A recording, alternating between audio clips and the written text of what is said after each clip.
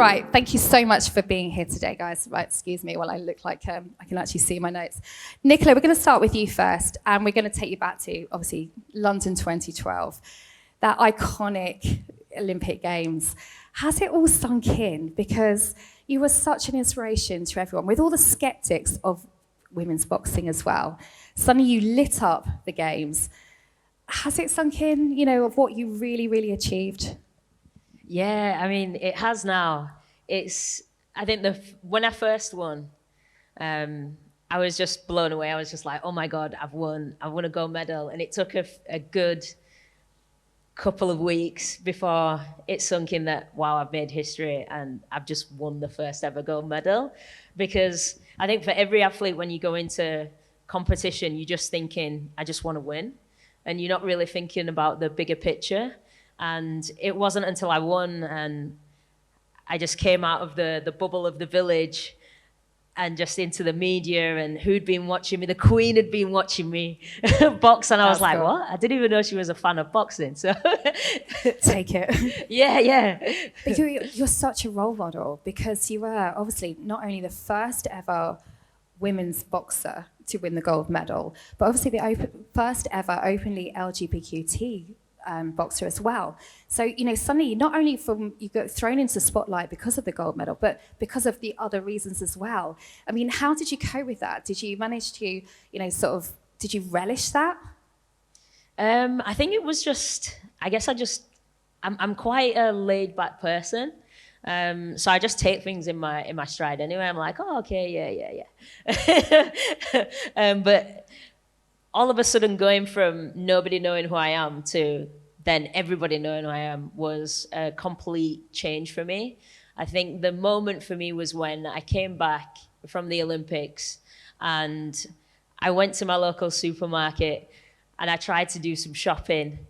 And I was completely swamped by people asking for autographs and photographs and selfies. And I had to leave my shopping, so the security had to take me out, and that was a real life change. I was like, oh my God, like it's not just me going into my local supermarket anymore. It's I'm a big deal. Yes, you are, Nicola. I don't really just break it to you, but you are. You might have to start admitting it a little bit. I'm a big deal. It's all good. But just, you know, recently, I'm going to talk about the documentary on Amazon Prime a little bit as well, because I don't know if you have seen it, but 2021, you did the documentary came out, and Nicola has been very, very open about her journey, and I do recommend watching it. My gosh, I don't know where to start. I mean, thank you for being very open and honest and authentic in it, but just the levels of sexism, just pure outright sexism that you have had to endure in your journey, your sporting journey. I mean, looking back, you know, what are you glad you did it, or are you glad you went through that journey? What can we do about that now? You know, nowadays we shouldn't be able to go through that. Yeah, definitely. I'm really happy that I went through that journey. When I first started boxing, I was the only girl in the gym. There wasn't any other girls there. And it was quite tough. Luckily for me, my coach didn't mind training women. You know, he had no problem with it. But other coaches from other gyms, you know, I'd get comments like, why don't you play tennis, or women belong in the kitchen, you know, all those kinds of comments. Oh, you're too good looking for boxing. And yeah, and it was a lot to deal with. The funding situation as well. We weren't given as much funding as the men, so it made it very difficult when we went away to competitions, and we just had to work twice as hard as everybody else. But I'm really glad that we did that, and we showed that, you know, we wanted to be there. We wanted to win those medals, and I wanted the next generation to be able to not have to work as hard as I did, to go and, you know, just wake up one day and go, do you know what, I want to be a boxer. And they can just go and do that and not have to think, I want to be a boxer. Oh my God, I've got to knock down this door. I've got to get past these barriers. I've got to then get it into the Olympics so it's an actual Olympic sport. It was a huge journey, but I'm so happy I've done that now, and to be able to say now that I've inspired other girls, Lauren Price for one, to go and win a gold in Tokyo is, that's what it's all about for me. Definitely. For another sort of piece of background, my mum was one of the first lionesses. So my mum grew up playing football in the 60s and just got told exactly those comments. You should be in the kitchen, girls don't play football. And even she went to play in the first ever Women's World Cup, and the FA said that they shouldn't go because women and girls shouldn't be playing football. So that's only 51 years ago. Yeah. And this is the reason, why we have these discussions now, because we need trailblazers. We need people to say, you know what? No. And exactly what you just said is about opportunities and pathways and options, and just not having those constant obstacles in your face over again. Yes, it makes it stronger, but you know what? Sometimes you want it a little bit easy, don't you? Yeah, definitely. So Rio, you managed to defend your title, and you had the comments of, I felt like you belong in a boxing ring. I always say that sport's my happy place. Being on that court, you can be really you. So is that, when you said that, is that how you felt? Yeah, going into Rio 2016 was really difficult. Because I'd won the gold in 2012, I was ranked number 1 in the world, number 1 in Europe. I had a huge target on my back going into 2016. And I just found it so difficult. I had pretty much every injury going coming up to the Olympics, and I remember just standing on the podium when I'd won and just thinking to myself, like, yeah, I've done it, because I didn't think it was going to be that hard to do it a second time around. I think the first time, because I was the underdog, it's always easy, you've got no pressure, but when you're going in as a champion, there's so much more pressure and you've got such a big target on your back. I just felt like I just couldn't take a day off, like not a second off. So I really felt that medal. Like I actually cried. I didn't think I was going to, but I actually did. I think it just really got to me. I just felt so happy, and I was like, yeah, this is where I belong. It's my spot. Totally. And, as an athlete, probably physically, we could, of course, do the work, but it's that mental drain. It takes a lot to keep winning, to be able to do that over and over again. So, Nicola, thank you so much. We're going to come back to you, but leading nicely on to the egg and spoon, and is it going to be in the Olympics? Alex, we just heard from Nicola about that mental, we're talking about high performance and pressure there, that mental health. And thank you for being, is that the right term? The Youth Mental Health Ambassador. It's quite a long one, it is a long one. So tell us all about that role, because it was February in 2021 you were appointed by Boris Johnson.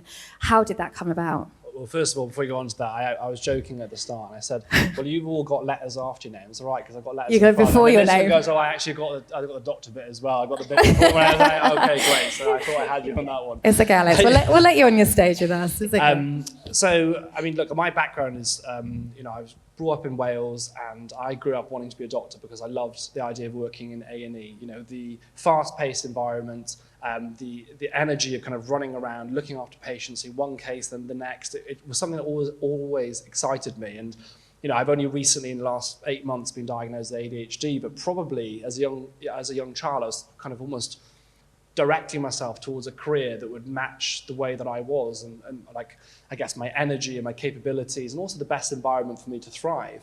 And when I started working in A&E, I never really thought about the fact that a doctor in A&E would see mental illness. It was like, well, stabbings, car accidents, that's the stuff we see. What really shocked me working in the hospital was not the shootings or the stabbings. What shocked me was that 1 in 3 patients who came through the door in A&E were there because of their mental health, not necessarily their physical health. And this was something, I was like, what is going on in this country? I've trained in med school, I've done a couple of hours in mental health, and yet everything we're seeing here, from self-harm to attempted suicide to chronic forms of perhaps self-harm that we don't attribute as self-harm, so alcoholism or drug use, etc., over many years, people that are really desperate because of what's going on here, but the implications maybe presenting in their bodies. And that really, really shocked me. So I carried on working. And obviously a little thing called Love Island happened, where I was burnt on a show for about 8 months, both physically and metaphorically by all the women there, alas. I think we didn't do an egg and spoon race, it was a pram race. I lost that as well, actually. But anyway, so coming off that show, I was like, right, what am I going to do? So I went back to A&E because that's what I know and that's what I enjoyed. And I kind of went for a 2-week holiday that went on a bit too long. So I went back to A&E. And then all of a sudden I was like, well, what do I do that like is really authentic to what I enjoy and what I believe in? And I started talking more about like how do you look after yourself, particularly mental health, because it was clear that we're not doing enough. Pandemic happened, and then all of a sudden we saw this tidal wave of mental illness. So to try and answer your question, the reason that I ended up in 10 Downing Street was that I lost my brother nearly 3 years ago now to suicide. It was very, very sudden. A week before the lockdown was lifted and you were allowed to go from England back to Wales, where I was brought up from, a week before I had a phone call from my dad on a Tuesday afternoon at like 4 o'clock, and the phone rang, and we had a rule where if the phone rung once and you don't ring again, it's not something important, we'll talk later. Because I'm often doing things where I'm maybe sat here, the phone buzzes once. If it rings twice, it's important. So answer the phone, I thought this is important. And I've had a phone call that changed my entire life. I mean, in a moment, something happens. And it's interesting because we often worry a lot, don't we? We all worry about things. Worry about, got this tomorrow, got this, I've got something to do at work, I've got an exam coming, I've got to do this on the weekend. The worst things that happen in your life won't be the things you're worrying about. It's the random phone call Tuesday at 4 o'clock in the afternoon when the sun was shining. It was a beautiful blue day. And your life changes. So kind of like in a situation where you're kind of in that situation where you're in free fall, and then you're trying to work out like, how do you find meaning in life again? How do you try and continue in life? And so I had a decision to make. I was like, either I let this destroy me, or I get up and I use this energy. Grief is an energy like any other energy, and I use that as a force to move forward. So the reason I ended up in front of the Prime Minister in 10 Downing Street, well, sort of third year in or something like that now. The reason that I was there is because I said to everyone on social media, we need to do something about this crisis. Help me speak to the Prime Minister. And literally a few weeks later, I was then sat there in front of him in this. So when you go into Downing Street, it's a much bigger place than people realise. You go down to the back, and there's stairs that go up, and then you've got Margaret Thatcher's room at the back of the building overlooking Horse Guards Parade. And it's quite an intimidating room because you I was sat at the desk and he was sat in front. And as I looked above him, you had Margaret Thatcher staring down at you like this, sat in front. And it's already scary enough. You're like, this is the Prime Minister in front of you. Whatever you think of Boris Johnson, he's the Prime Minister of this country. And I'm sat here thinking, what in the hell am I doing here? I was like, get out the window. And so, really my role, and it has been from the moment that I started all the way to now, is to try and change the trajectory that we're in at the moment, where people, life shouldn't be about just surviving, it should be thriving. We should be looking for early intervention, early support when people are struggling. We should be aiming to have no suicides in this country because people feel they can get help when they need to, they can communicate when they need to, and get the support they need. So there's two things I'm asking the government to do, which I think we're very close to one of them, which is funding support hubs across the country and to make sure that young people can access support when they need it. And second of all, which I think is very important for people in this room, making mental health legislation so that mental health first aiders have parity with physical first aid in the workplace. Because far more people suffer with their mental health than perhaps cutting their finger or tripping over and so on. So yes, it's a long-winded answer, I'm sorry. It is, but you know what, Alex, thank you for doing such an amazing campaigning, and and just thank you for being honest, and I'm just tragically sorry about your brother as well. But if we can, like you say, move forward, what can we do? We have a saying in sport, control the controllables. So exactly that, what can we do? And that's the least we can do. So good luck with that. Oh no, the notes. Thank you, Alex. Oh, cheers. Jason, we'll go to you. Let's talk about rugby, because rugby's been in the news quite recently, especially about culture. And when we think of rugby, we think of the sport, we think of it as quite rah-rah, don't we? You know, and I'm going to stereotype a little bit. You know, it's got that image, you know, rugger boys and it's posh, wealthy, private schools. But you had a very, very different introduction to the sport, didn't you? How was, you know, if you don't mind just sharing to the audience today about your background and your experience and yeah, the worst side of the rugby stereotype.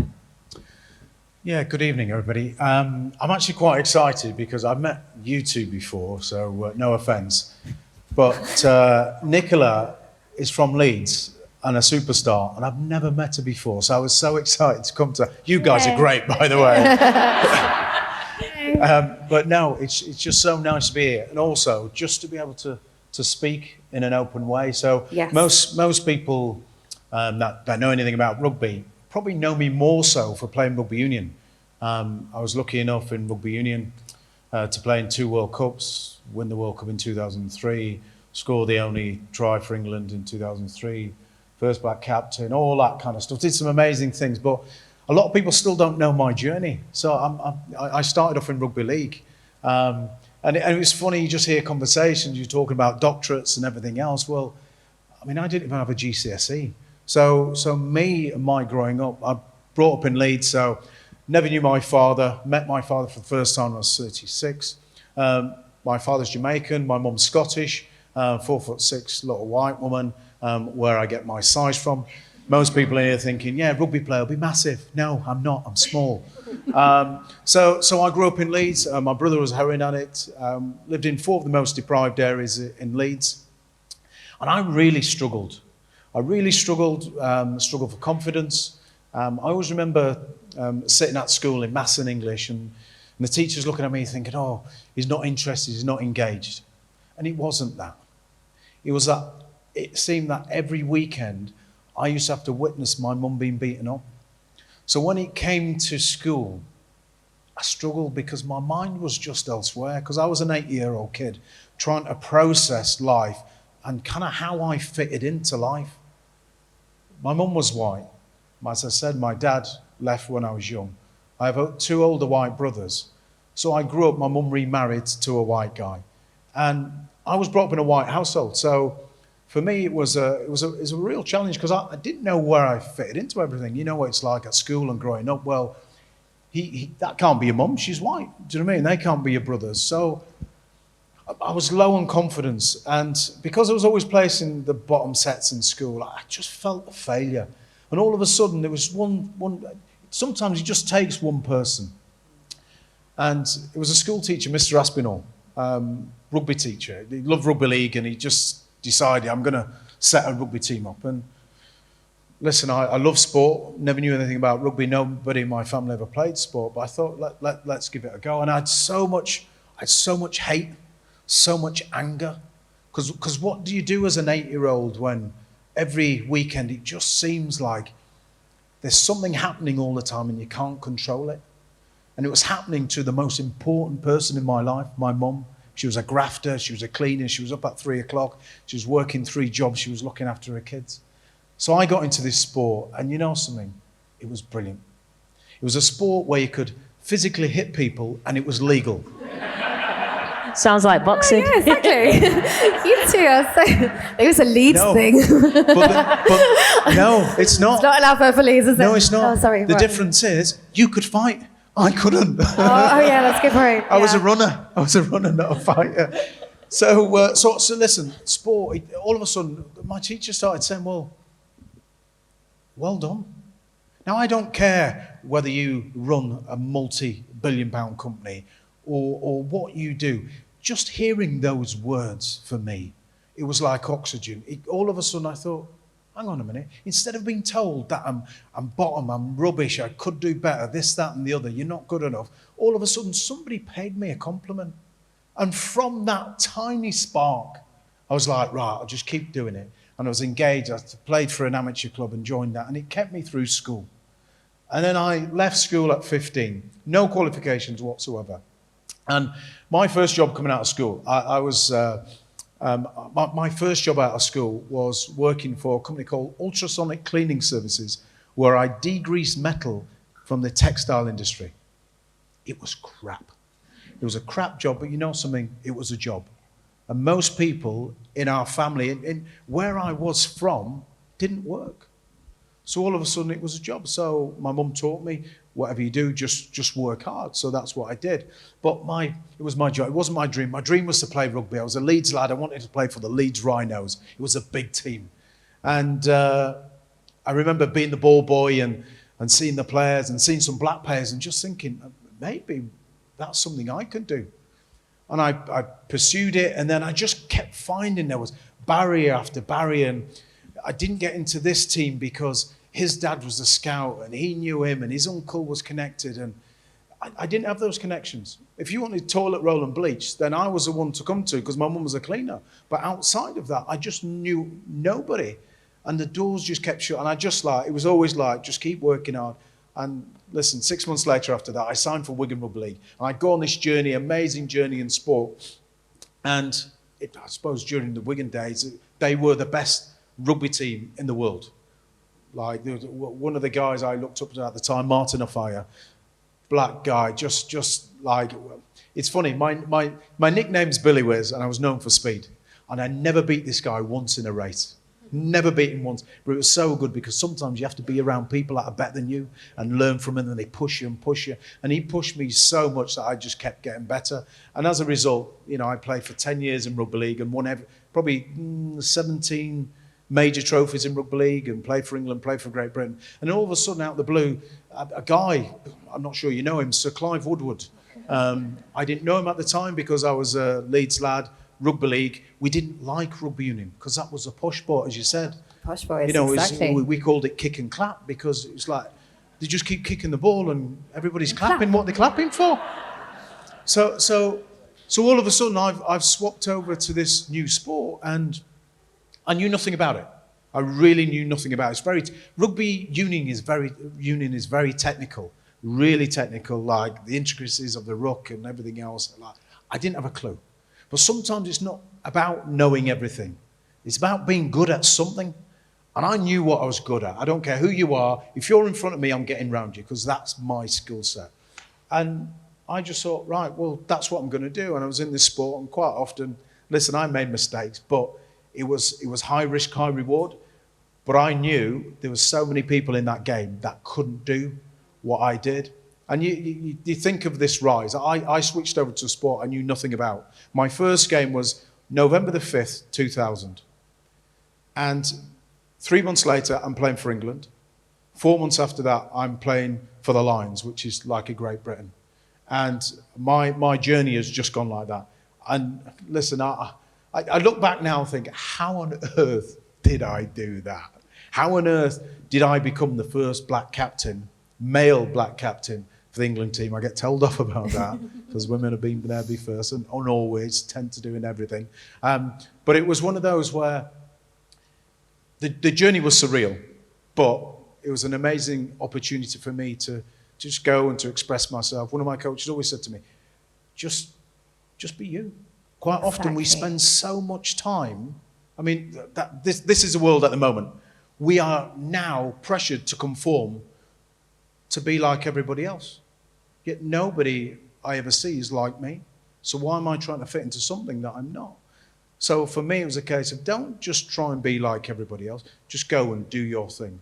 And by doing my own thing, listen, I went on, we won a World Cup, which is amazing.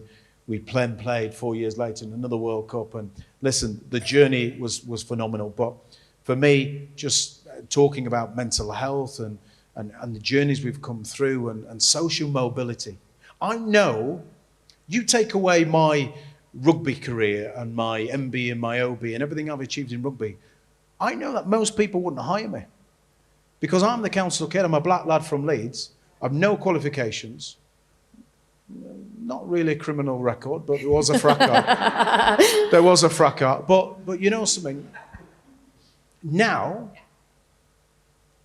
I get asked by some of the top CEOs in some of the biggest companies for me to tell them about leadership, about teams, about dealing with pressure. I'm thinking, hang on a minute, I'm a council kid from Leeds. how is it you're coming to me? So it's amazing when so many people throughout your journey can you write you off because you don't fit into that box and you don't fit into that. But you know something? If you're good enough, you can always get to where you want to go. Jason, I can't, that was just brilliant. Yeah, round of applause. I think such a key message there about being yourself and actually opening your mind, people opening up their minds to actually understand people's journey and actually the value in people's journey, the value in people's story, and how important it is for representation to see, you know, the way you talked about Martin. I'm a Bedford girl, so Martin came to Bedford rugby. Sorry, I'm a rugby union. I'm a kick and clap. But, you know, just to see that, you know, how important it was for you. Nicola, you know, we're talking, you know, we've obviously got a sporting background, but for, you know, advice for people here, you know, with what you've experienced, what advice would you give to people in business about how important it is to, you know, open their minds up, to see how important it is for, you know, inclusion and diversity? It's really important, because if you don't see it, it's sometimes hard to believe that it's even a possibility. And that's why I keep doing the things that I do, going on Strictly, in the first same-sex partnering. Oh, yes. And it just opens up the door for everybody else. I know it's so hard when you're that first person that does something and you don't have the backing, you don't know what it's going to be like. There's nobody to say, oh, it's going to be like this, you're going to experience this. There is none of that. But if you don't have the courage to take that first step and put the ladder down, nobody else can climb that ladder, you know, and be up there with you. So it's just so important having that representation. And Alex, you know, mental health, that word seems to be thrown around a lot at the moment, you know, from youngsters in schools. And do you find that people don't really understand what it really is exactly? And so we're using it sometimes in the wrong way. But how can we, you know, what's your advice to people about using mental health in the correct way? Well, I think the biggest thing with mental health is realizing that actually, my dream, to be honest, is that we stop talking about physical health and stop talking about mental health. We just talk about health, because both things are so interconnected, you can't separate it. I mean, the benefits of physical exercise on your mind, you know, the benefits that you get from that is incredible. I think a lot of the time when we think of, and I use this when I talk to people, and I use this example, if you Google physical health, you'll see pictures of like Joe Wicks running along, sunshine, beautiful day, just a really positive image. If you Google mental health, so you just swap in for physical health and mental health, it's grayscale images of people sat with head in their hands. There's such a negative connotation of something that actually, there's nothing negative, you're just describing something that's factual. If you have a heartbeat, you've got physical health, you're sat here still awake, as most of you I hope are, then you have mental health. So what I want us to do is think about, you know, in schools, in the workplaces, how do you create a situation where people literally invest in their own mental and their physical health, so to make the good days more likely and hopefully more long-lasting, but also to create, you know, open and transparency, openness, whereby if people are struggling, they can ask for help and they know what to do. So if I go back to that point really quickly around why I want mental health first aiders in the workplace, it's not to fix all the issues. It's not to go, right, we're going to train you now, it's your job. In HR, as often people kind of feel sorry for HR a lot of the times, everyone goes, right, it's their job to fix it. That's not what it's about. With mental health first aid, it's about having a situation where people have the language and the ability to understand and hear, to see the signs someone's struggling, and just say, do you know what, it's going to be okay, because we're going to go and get support from X, Y, or Z, whatever infrastructure you have in your organization, or it might be local support services. So having that kind of, getting rid of that stigma to allow people just to have that conversation and be able to, you know, get the help that they need. And that's why the mental health first aid is so important for me, because it just creates that environment where people can talk. But more broadly, I just want people to see that mental health is a really good thing. It's an exciting thing. If you invest in your mental health, you have more happy days, you'll get more out of life, you can achieve amazing things like the people around me, because you have the resilience to do it, you know. Exactly. And Jason, when you go into these, you know, CEO offices of these multi-billion-pound companies, What do you say to them then? Because you're obviously so passionate on this subject. You know, what is your message to them? And, you know, is there resistance? Do they listen? I'm fascinated. I really want to I want to listen in on one of these conversations, to be honest. No, well, it's just being honest. And Yeah. that's the thing. We just live in a world where most people aren't. We come to work and everybody seems to have this perfect life, but the reality is nobody does. We all have challenges. We all have mental health challenges. We just have challenges. It's as simple as that. And it's just because I won a World Cup and did what I did in a rugby field that now I have a voice. But with that voice, you have to use it. You know, you can't have a position like we've got and everybody in the room and not use it. Because as soon as you started talking about mental health there, I know if you have a senior position in an organisation, you must be dealing with so many things. We've gone through COVID. You know, I know certain things from a mental health problem coming through the streets in Leeds and not having my father there.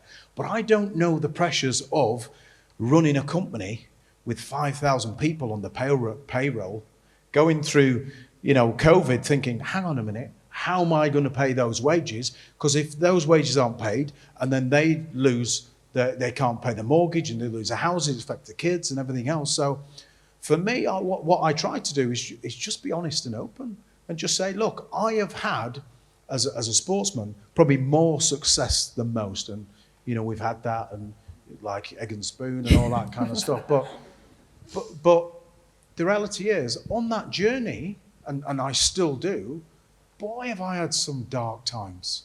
You know, it's not all been parading trophies around London in front of 1 million people and collecting MBEs and OBEs from the Queen and not.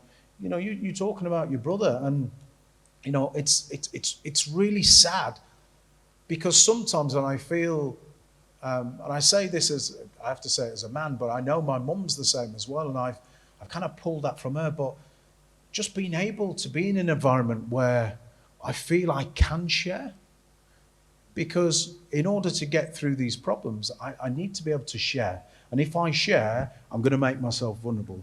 And if you're going to use that vulnerability against me in some way, I'm going to shut up for the rest of my life. And unfortunately for me as well, I was in a sport where it's, and probably the same as well, where it's kind of just macho. It's full of testosterone. I went to work every day with 40 of the toughest people.